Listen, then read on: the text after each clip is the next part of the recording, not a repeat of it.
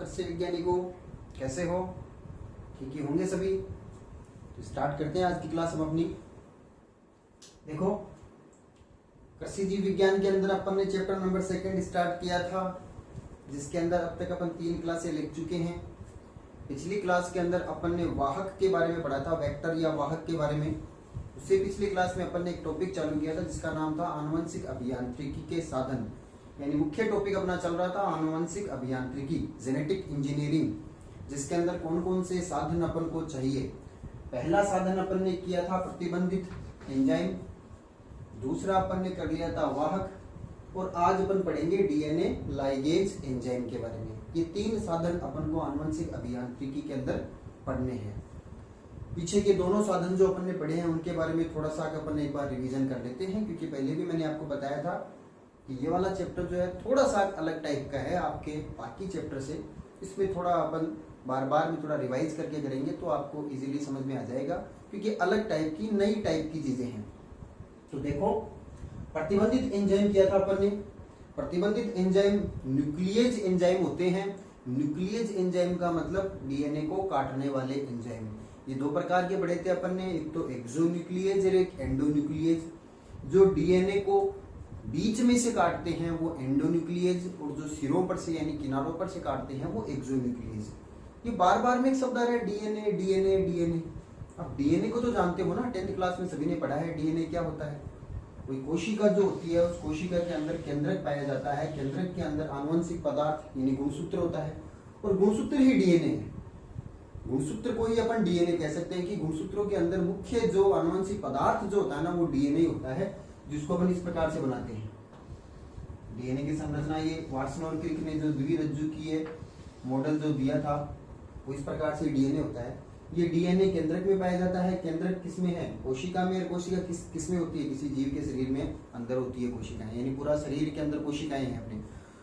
तो एक जीव के शरीर में जितनी भी कोशिकाएं होती है, उन सभी कोशिकाओं का डीएनए बिल्कुल समान होता है। किसी भी कोशिका से डीएनए को निकाल लो, सबका डीएनए समान होता है। तो डीएनए के बारे में मैंने आपको थोड़ा सा बार बार में शब्द आ रहा है तो बताया है। पूरा नाम इसका डीऑक्सी राइबो न्यूक्लिक अम्ल होता है। तो प्रतिबंधित एंजाइम वो होते हैं जो काटते हैं डीएनए को। 2 प्रकार के, एंडोन्यूक्लियेज, एक्सोन्यूक्लियेज। एंडोन्यूक्लियेज जो बीच में से काटते हैं, एक्सोन्यूक्लियेज जो किनारों पर से काटते हैं। अब प्रतिबंधित एंडोन्यूक्लियेज शब्द आया था, एक प्रतिबंधित है, एंडोन्यूक्लियेज है मगर प्रतिबंधित है, यानी बीच में से एक विशिष्ट जगह से काटने वाले एंजाइम।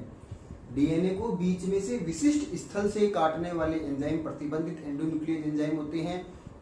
इनका ये विशिष्ट स्थल इनका अभिज्ञान स्थल कहलाता है। ये अभिज्ञान स्थल लगभग 6 नाइट्रोजनी क्षारकों का बना होता है, जो पैलिंड्रोमिक अनुक्रम होता है। पैलिंड्रोमिक का सब मतलब आपको मैंने बताया था, जिसको आगे और पीछे से पढ़ने पर समान अनुक्रम प्राप्त होता है। जैसे अपन ने एक एग्जाम्पल लिया था एक प्रतिबंधित एंडोन्यूक्लियेज एंजाइम का, जिसका नाम था इकोआर फर्स्ट।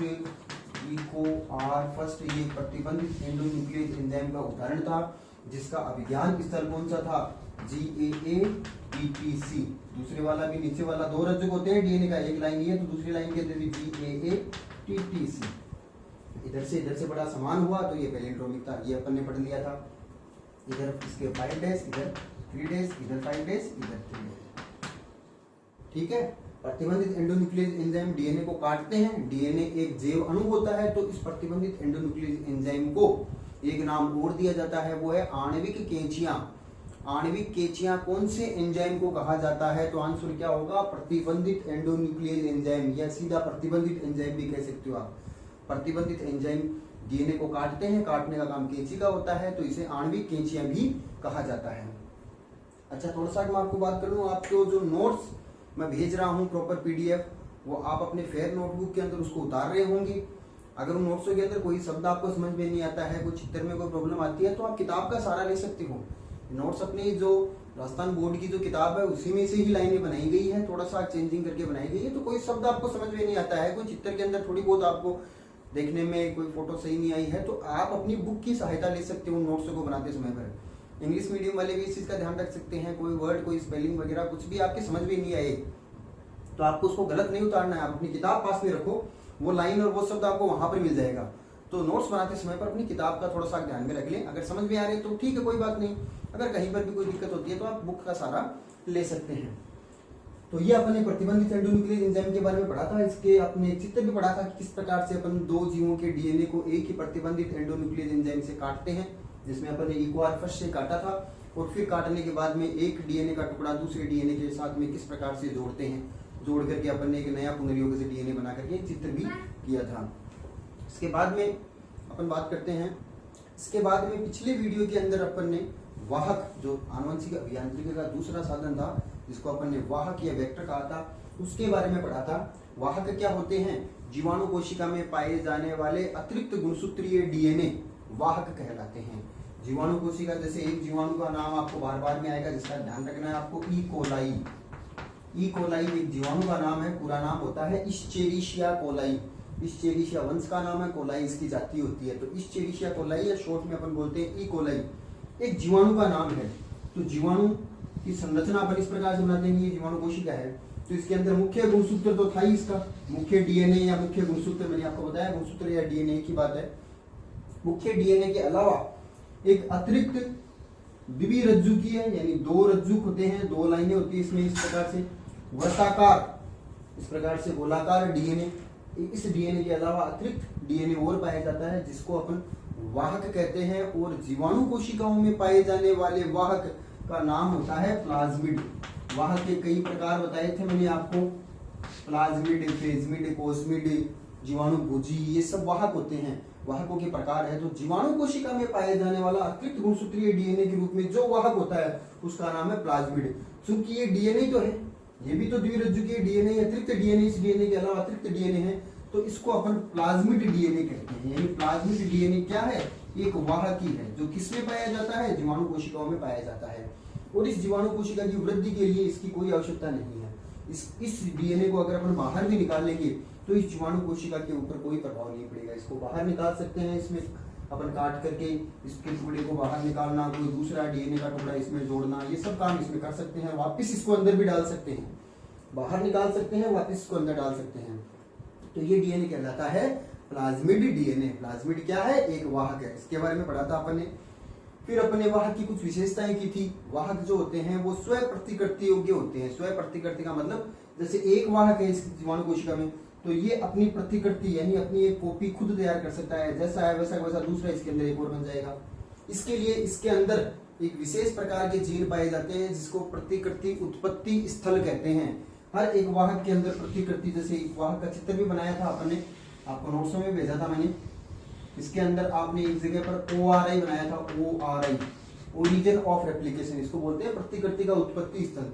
ये जीन जिस वाहक में पाए जाते हैं, इसका मतलब ये हो गया है कि वो वाहक अपनी स्वयं की कॉपी तैयार दूसरी कर सकता है, यानी स्वयं प्रतिकृति के लिए ये वाले जीन इसके अंदर पाए जाते हैं। इसके अलावा अपन ने बहुत सारे प्रतिबंधित एंडोन्यूक्लियस एंजाइम के अभिज्ञान स्थल भी बनाए थे, चित्र आपने बनाया था। और उस वाहक, उस प्लाज्मिड का भी एक नाम था, उस चित्र में बीच में नाम लिखा हुआ था PBR 322। ध्यान रखना, ये नाम आपने चित्र में बनाया होगा, PBR 322। ये PBR 322 एक प्लाज्मिड का नाम है। देखो, वाहक में प्रकार हो गया प्लाज्मिड, और प्लाज्मिड के अंदर एक उदाहरण हो गया PBR 322। PBR 322 एक प्लाज्मिड वाहक का ही नाम है। बहुत सारे होते हैं PBR 325, 327, जो सबसे ज्यादा काम में आता है ना प्लाज्मिड वाहक, वो होता है PBR 322। जो गोलाकार चित्र आपने बनाया था वो PBR 322 वाहक का था, जिसमें बहुत सारे एंजाइमों के नाम लिखे थे। PBU फर्स्ट है, इकोआर फर्स्ट है, SAL फर्स्ट है, PST फर्स्ट है, ये सभी एंजाइमों के नाम थे। जहां पर ये लाइन बनाई गई थी वहां पर उनके अभिज्ञान स्थल थे, यानी यहाँ से काट सकते हैं अपन उन एंजाइमों के द्वारा इस वाहक डीएनए को। ठीक है, तो PBR 322 का चित्र अपन ने बनाया था। तो वाहक के बारे में अपन ने पिछले वीडियो में डिस्कशन कर लिया था, थोड़ा सा रिवाइज किया है क्योंकि टॉपिक थोड़े अलग प्रकार के हैं। हो सकता है आपकी प्रॉब्लम आई होगी, अगर अपनी ऑफलाइन क्लासें होती तो आप अपनी प्रॉब्लम्स पूछ लेते, फिर भी आप अपनी ऐप के माध्यम से भी अपने डाउट्स पूछ सकते हो। तो थोड़ा सा रिवीजन मैंने करा दिया, क्योंकि जल्दबाजी नहीं कर रहे हैं अपन, इस चैप्टर को थोड़ा स्लो लेकर के चलेंगे जिससे आपके समझ में आ जाए, और रिवीजन भी 2-3 बार करेंगे इस चैप्टर का। अब देखो, वाहक से संबंधित 2 बातें अपनी और रह गई थी, उसके बाद में अपन डीएनए लाइगेज एंजाइम को पढ़ेंगे। देखो, वाहक मैंने आपको बताया, एक तो इकोलाई जीवाणु के अंदर पाए जाने वाले प्लाज्मिड, वैसे ही जितने भी जीवाणु होते हैं उन सभी जीवाणुओं के अंदर अतिरिक्त डीएनए यानी प्लाज्मिड पाया जाता है। तो इकोलाई जीवाणु के अंदर भी प्लाज्मिड डीएनए है, अन्य कोई भी जीवाणु नाम ले उनके अंदर भी प्लाज्मिड डीएनए है। तो देखो वाहक का काम मैंने आपको बताया था, मैंने जीन स्थानांतरण करने में, यानी एक जीव से कोई भी जीन, ये जीन क्या शब्द हो गया है, जीन शब्द कोई अलग नहीं है। जीन क्या है, जैसे ये एक डीएनए है, बार बार मैं आपको बताता जा रहा हूँ, डीएनए है, इस डीएनए का एक टुकड़ा अपन काटते हैं, छोटा सा टुकड़ा काटते हैं, ये टुकड़ा जो है ना, इस टुकड़े को अपन जीन कह सकते हैं, ये जीन है, यानी डीएनए का एक छोटा सा खंड, छोटा सा टुकड़ा एक जीन है। तो वाहक का काम क्या हो गया है, वाहक का काम एक जीव से किसी जीन को अपने साथ जोड़ करके दूसरे जीव के डीएनए के साथ में ले जाकर के जोड़ देता है, ये वाहक का काम होता है। क्या काम हो गया है, एक जीव से दूसरे जीव में जीन स्थानांतरण करने में वाहक काम में आते हैं।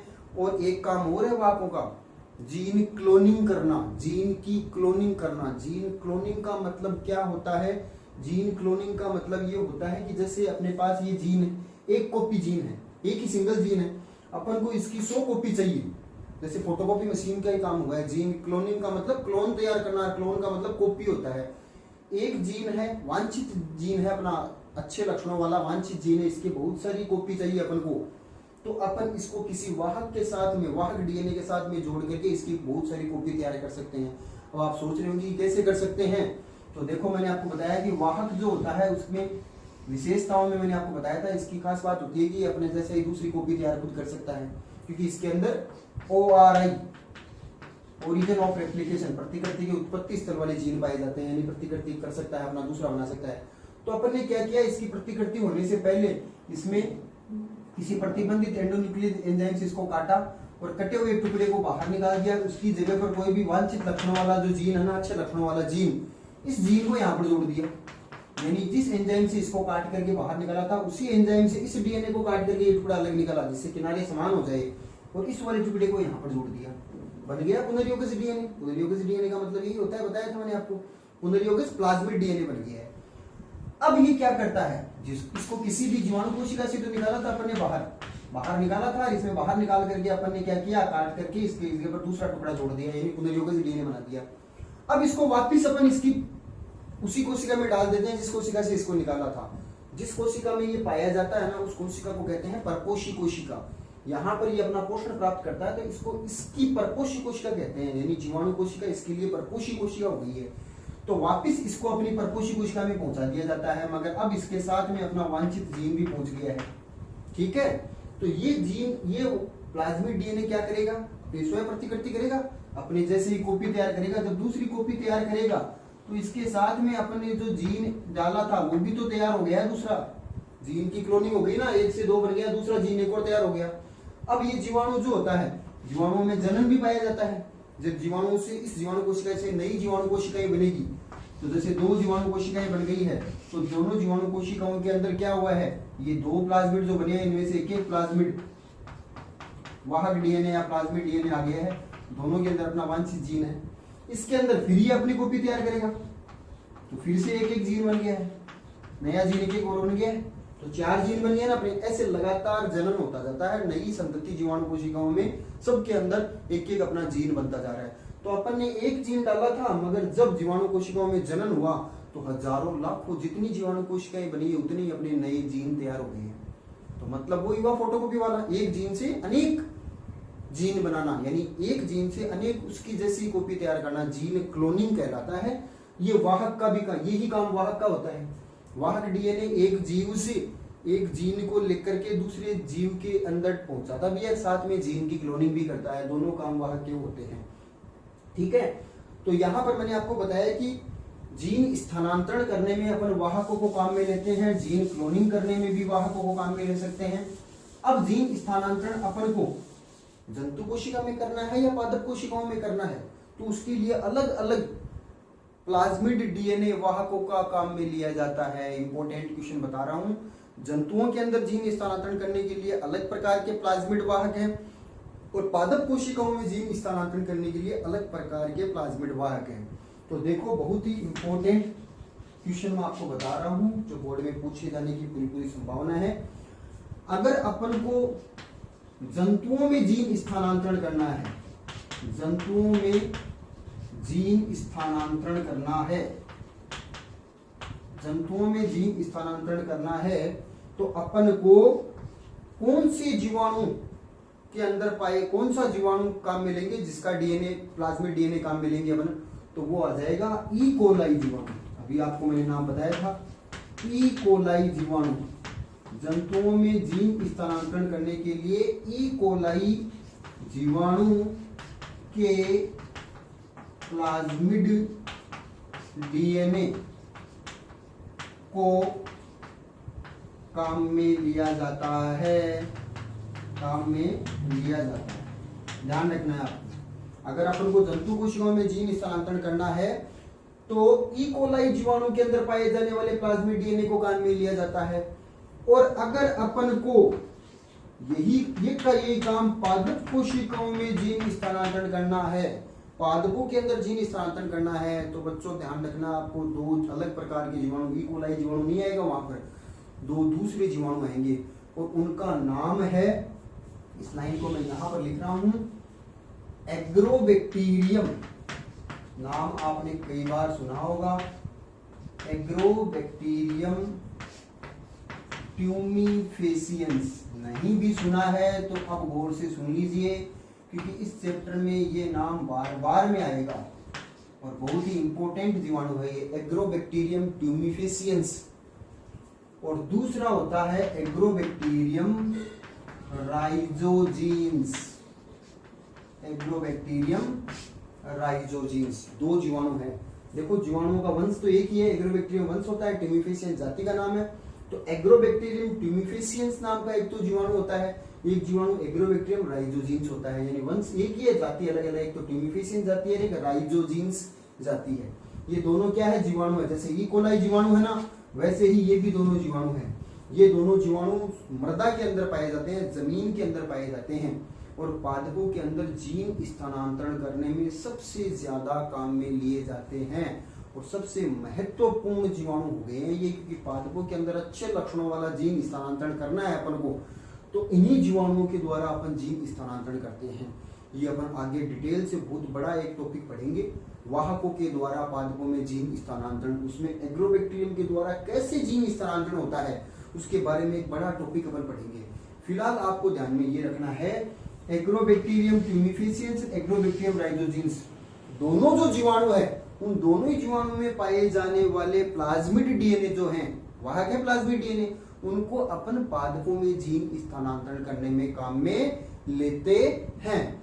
अब यहाँ पर एग्रोबैक्टीरियम ट्यूमीफेसियंस में पाया जाने वाला प्लाज्मिड डीएनए और एग्रोबैक्टीरियम राइजोजीन्स में पाए जाने वाला प्लाज्मिड डीएनए, इन दोनों के नाम भी हैं, इन प्लाज्मिड डीएनए के नाम भी हैं। जैसे ई कोलाई के अंदर पाया जाने वाला कौन सा था, आपने चित्र बनाया था, PBR 322 था ना, वैसे ही इनके अंदर भी जो प्लाज्मिड डीएनए पाए जाते हैं उनके स्पेशल नाम दिए गए, विशिष्ट नाम दिए गए हैं।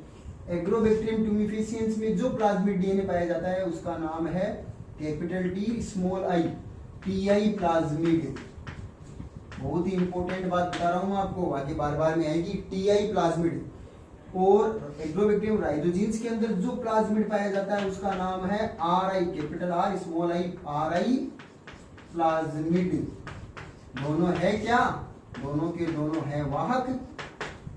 वाहक का मतलब जीन स्थानांतरण करने में, किसमें जीन स्थानांतरण करेंगे, पादप कोशिकाओं में जीन स्थानांतरण करने में काम में आते हैं। तो देखो दोबारा से मैं मेरी बात को बता रहा हूं, अगर जंतु कोशिकाओं में जीन स्थानांतरण करना है तो अपन को ई कोलाई के अंदर पाए जाने वाले प्लाज्मिड को उपयोग में लेते हैं, और अगर पादप कोशिकाओं में जीन स्थानांतरण करना है अपन को तो अपन एग्रोबैक्टीरियम ट्यूमीफेसियंस के TI प्लाज्मिड को और एग्रोबैक्टीरियम राइजोजीन्स के RI प्लाज्मिड को काम में लेते हैं। ये TI और RI क्या होते हैं इनको अपन डिटेल से आगे पूरा चित्र सहित पढ़ेंगे। शॉर्ट में मैं आपको यहाँ पर थोड़ा सा TI और RI की फुल फॉर्म बता देता हूँ मैं। T का मतलब होता है ट्यूमर, T का मतलब है ट्यूमर। ट्यूमर आप सभी जानते हो, गांठ या रसोली या एबुर्द, गांठ या रसोली बोलते हैं ट्यूमर को। और I का मतलब है यहाँ पर इंड्यूसिंग, यानी इंड्यूस करने वाला, यानी प्रेरक, एबुर्द प्रेरक। TI का मतलब एबुर्द प्रेरक, ट्यूमर बनाता है, एबुर्द बनाता है पादप कोशिकाओं में, इसलिए इसका नाम TI प्लाज्मिड दे दिया गया। कैसे बनाता है, कैसे जीन स्थानांतरण में काम में आता है, अपन अलग से आगे पूरा टॉपिक पढ़ेंगे। और RI का मतलब होता है, R का मतलब है यहाँ पर रूट, यानी मूल या जड़, और आई का मतलब वही इंड्यूसिंग यानी प्रेरक, यानी मूल प्रेरक, जड़ों का निर्माण करने वाला जो प्लाज्मिड डीएनए है उसको आरआई प्लाज्मिड कहते हैं। आरआई प्लाज्मिड किसमें पाया जाता है? आर से रे ध्यान में रख लेना, राइजोजीन्स में, एग्रोबैक्टीरियम राइजोजीन्स में आरआई प्लाज्मिड, और टी से ट्यूमिफेसियन ध्यान में रख लेना। अब ये तो याद रखने के लिए ऐसे नहीं कि यहाँ पर ट्यूमिफेसियन से तब टी दे दिया, टी का मतलब यहाँ पर ट्यूमर से है, आर का मतलब ये नहीं कि राइजोजीन से तब आर दे दिया, आर का मतलब यहाँ पर रूट से है। तो राइजोजीन्स में आरआई प्लाज्मिड और ट्यूमिफेसियंस में टीआई प्लाज्मिड। पादपों में जीन स्थानांतरण करने के लिए एग्रोबैक्टीरियम ट्यूमिफेसियंस का टीआई प्लाज्मिड और एग्रोबैक्टीरियम राइजोजीन्स का आरआई प्लाज्मिड काम में लिया जाता है, जबकि जंतु कोशिकाओं में जीन स्थानांतरण करने के लिए अपन ई कोलाई जीवाणु में पाए जाने वाले प्लाज्मिड, जिसको अपन एग्जांपल पीबीआर 322 भी बोल सकते हैं, इसको काम में लेते हैं। ये आपको बहुत ही इंपॉर्टेंट क्वेश्चन है जो आपको ध्यान में रखना है। पिछली बार वाले नोट्स में तो आपके पास ये आ गया था, पीडीएफ के अंदर आपने नोट्स के अंदर उतार लिया होगा, मगर वीडियो के अंदर ये चीज अपनी रह गई थी, इसलिए आपको मैंने ये बता दिया है। ये कंप्लीट वाहक वाला टॉपिक अपना पूरा होता है। अगले वीडियो में पढ़ पाएंगे अपन, क्योंकि इस वीडियो के अंदर अपने पीछे वाले दोनों टॉपिक को एक बार दोबारा से रिवीजन कर लिया है। मेरे को ये लगता है कि रिवीजन करने से आपका काफी फायदा भी मिला है, क्योंकि चीजें नई है, इसलिए बार बार में रिवीजन करके करना पड़ेगा। अगले वीडियो के अंदर अपन डीएनए लाइगेज एंजाइम को पढ़ेंगे। ध्यान में रखना, आपको पीडीएफ आपके पास नोट्स की आई हुई है, आपको दोबारा से इसको ध्यानपूर्वक किताब में से देख करके पढ़ लेना है। अभी जो पीडीएफ भेजूंगा आपको वो डीएनए लाइगेज एंजाइम के थोड़े से नोट्स भेजूंगा, पीछे वाले नोट्स आपको इसके अंदर दोबारा से मैं भेज रहा हूँ, उन्हीं को ही आपको दोबारा से केयरफुली देख लेना है। तो पीडीएफ आपके पास पिछले नोट्स वाली आएगी, क्योंकि अपन यहाँ पर टॉपिक को आगे नहीं बढ़ा पाए हैं, पिछले कोई थोड़ा सा रिवीजन कर लिया है अपन ने, और थोड़ा सा डीएनए लाइगेज एंजाइम के बारे में 2-4 लाइनें आपके पास आ जाएगी। अगले वीडियो में अपन मिलेंगे, जिसके अंदर अपन ये आनुवंशिक अभियांत्रिकी के साधन जो हैं उनको कंप्लीट कर लेंगे, यानी डीएनए लाइगेज एंजाइम को पूरा कर लेंगे। अगले वीडियो में फिर मिलते हैं। Thank you.